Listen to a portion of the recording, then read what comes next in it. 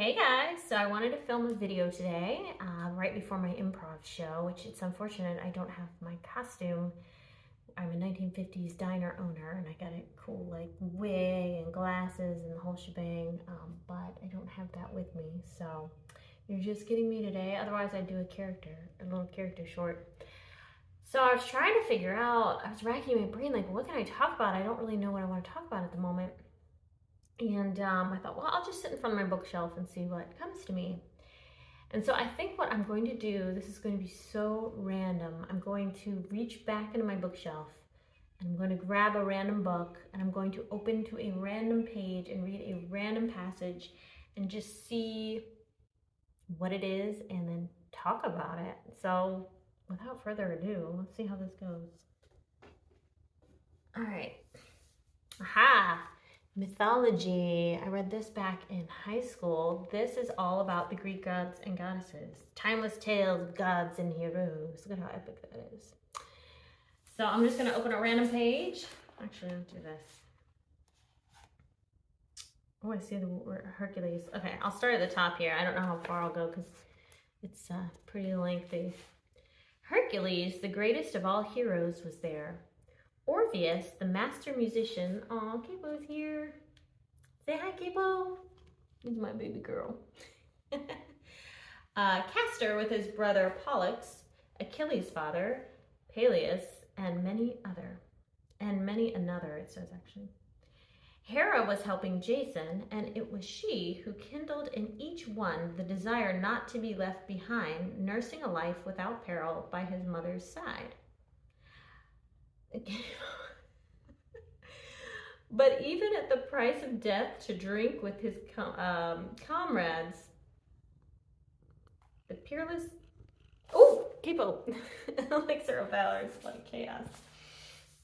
They set sail in the ship Argo.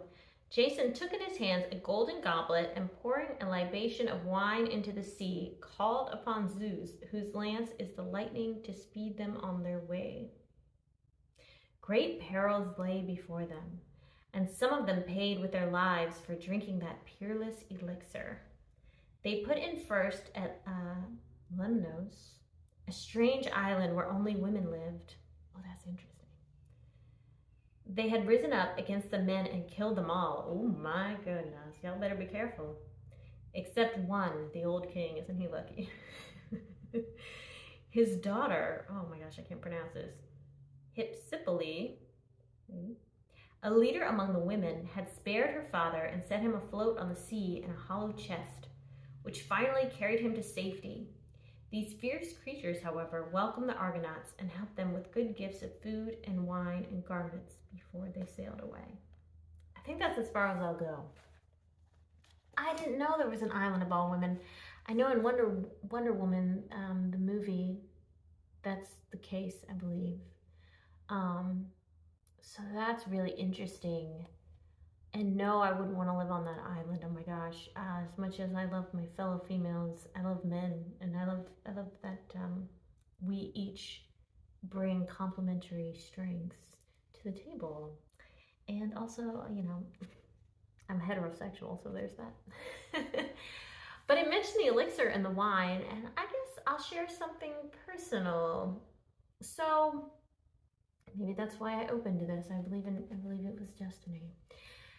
So lately, I've been drinking wine every night. I don't know why. Like, I drink when I cook, and I thought, you know, it's no big deal. A lot of people drink and cook, like Julia Child, who I love, great chef, television chef from back in the day. But lately, I've been thinking about, I'm like, I probably shouldn't drink every day. Like, I probably just shouldn't do that. You know, that's not something that's probably good for me. And so I decided as of yesterday to try. I say try.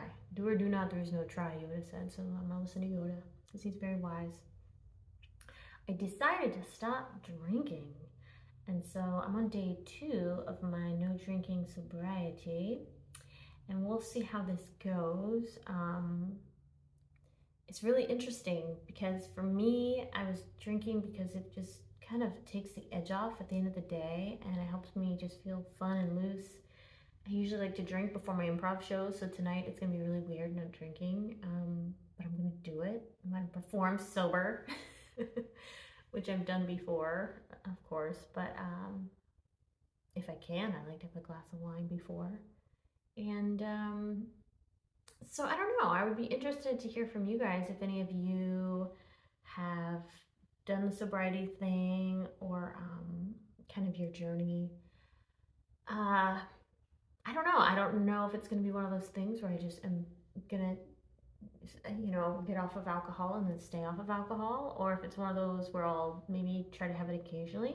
But the more videos I watched on YouTube, because yesterday I just got really fascinated. I thought, what are the effects of drinking, and how are people that have decided to quit, what are their thoughts? And it was overwhelmingly very positive. People are like, they had a clearer mind, they had more energy, they slept better at night. Of course, it's great for your body. You're not putting poison in there. But I'm not knocking it because, of course, I think, a drink every now and then is not bad, but I shouldn't be drinking every night. Feel the loneliness. So it's interesting that this came up with that. There must be a reason. Maybe I was supposed to share that with you guys. I was thinking it's kind of personal, but maybe it'll help somebody. Maybe somebody else is on that journey too and needs encouragement that you're not alone in starting it and doing that. And just trying to treat myself better. And I think that's one of the ways I didn't realize. Maybe some little kind of like insidious things that I do. I say insidious things I do, like habits that you don't realize they're just so sneaky that maybe it's not the most loving thing to do. So yeah, really interesting. I know they say certain personality types, like I think INFJs, maybe ENFJs,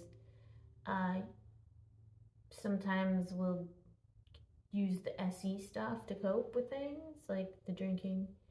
And by SE, extroverted sensing, like the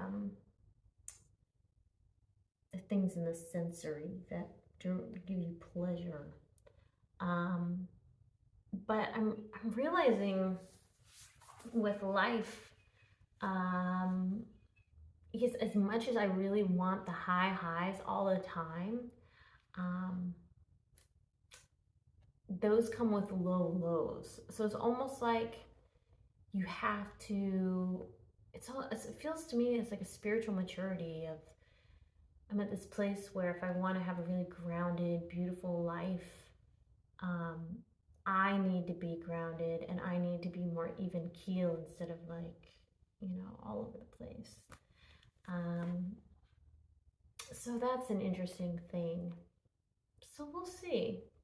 This is just my life journey, I quit other things. I don't know how much detail I should go into at the moment, but other things that were really addictive and like weighing me down. So I'm like, okay, I keep trying to take off like one shackle at a time of things that I feel like have held me in this stagnant place for so long. And I'm like, okay, the more weight I can shed, metaphorically, just things that I know aren't in my best interest, I feel like the better I'll be able to start flying towards the best life has to offer and the next phase of my life. Because I don't know about you guys, but I feel like I've been kind of stagnant. Like, even if you look at my videos, I've been in the same house filming in the same spaces for, several years, 3 or 4 years now. No, I've been in this house 3 years. And I didn't think I'd be here this long. I thought this was kind of like a temporary space. I'm ready for the next thing. So I think part of that leveling up process is letting go of things that don't serve you, creating better habits that do. And as a life coach, it's interesting because as I see my clients are making better decisions and taking on better habits and dropping the ones that aren't serving them, I'm like, well, I need to be a good example. I'm their coach after all, So I'm also challenging myself in those ways. So it's really interesting how they're helping me as much as I'm helping them. And I really enjoy life coaching. So that is something I do offer, not to Not to sound like a little advertisement, but I just want you to know if you are interested in those services, you can go to Rebecca Pebble or email me, RebeccaPebble@yahoo.com. And I will put my website at the end of this so you can reach me there as well. It's got all that information there. So, but Capo says hi and bye. I guess this is her way to say wrap it up, Mommy, wrap it up. I would try to hold her, but I don't know how long I'd be able to hold her for. She might just want to be free, which is absolutely fine. Totally her prerogative, yes. So yeah, this will be interesting, and maybe by telling the whole internet about this, maybe this will help hold me accountable. So I will actually follow through and stay on this path. Well, I appreciate you guys listening to my rambos, and I hope everybody has a beautiful day, week, wherever you are, whenever you get a chance to watch this. But I hope things are going swimmingly for you. And I'll see you next time. All right. Send you lots of love, guys. Bye. Oh my goodness. Let's see, I should pull this down at least a little bit so you can see her. Here she is. Say hi, Capo. She's so sweet. And she's just a love machine. And I couldn't think of anything, and I was like, you know, I'm just gonna sit in front of the bookshelf and hopefully I'll get inspired by something. And I thought, you know what I'm gonna do? I'm gonna make the most random YouTube video ever. I am going to reach back behind me without looking, trying to grab a random book off my bookshelf, and then I'm gonna flip to a random page, and I'm going to read a random passage, and then I'm just gonna tell my thoughts on it, and let's just hope that this works out because I don't know what I'm gonna grab.